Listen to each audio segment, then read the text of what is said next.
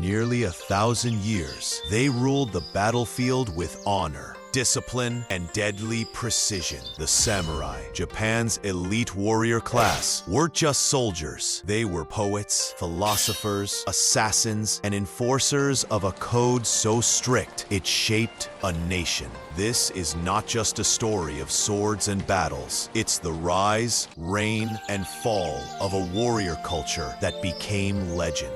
Welcome to the entire history of the samurai.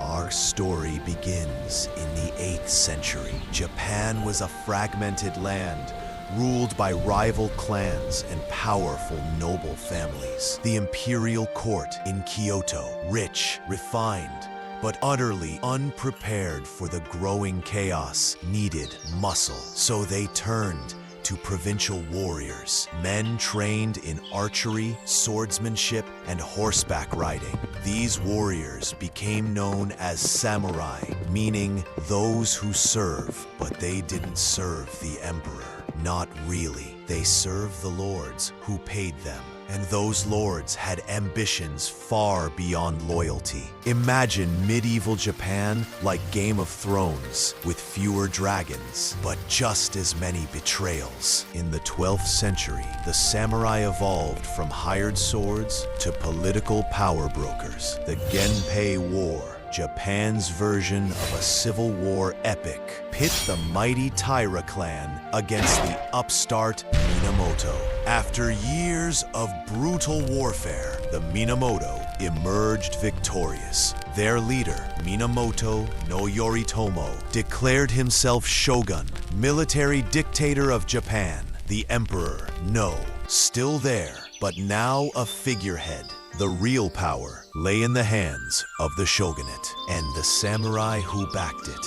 This was the birth of the Kamakura shogunate and the beginning of nearly 700 years of samurai rule.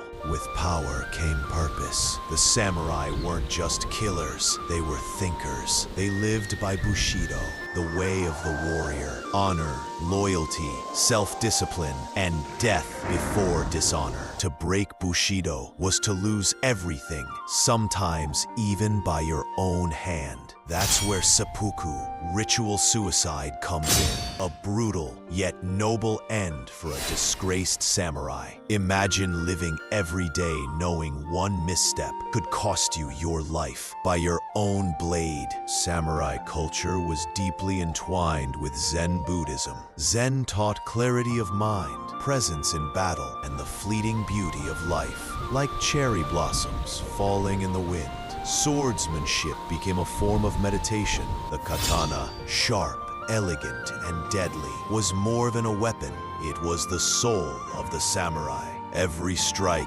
every breath, every death was art. The 1500s brought civil war.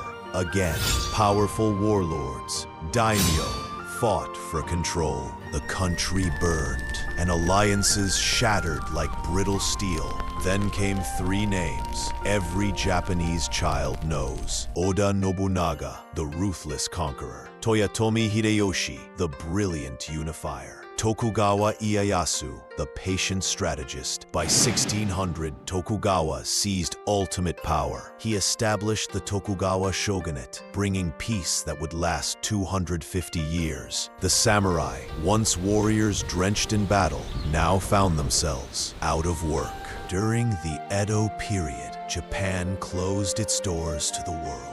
Peace ruled. The samurai became bureaucrats, teachers, and administrators. They kept their swords but rarely used them. Then, in 1853, the Black Ships arrived. American warships demanding Japan open for trade. The shock shattered centuries of tradition. In 1868, the Meiji Restoration began. The shogunate fell. The emperor was restored, and the samurai officially abolished. The samurai may be gone, but their legacy endures. In martial arts, in Japanese ethics, in films, games, and stories, they remind us that honor has weight, that discipline is a weapon, and that even in a modern world, the spirit of the warrior still lives. This was the entire history of the samurai. Warriors of legend, guardians of honor, and icons of Japan. If you enjoyed this video, leave a like, subscribe, and let us know what history you want us to dive into next. Until then, walk with purpose, and remember, even a fallen blossom leaves a mark.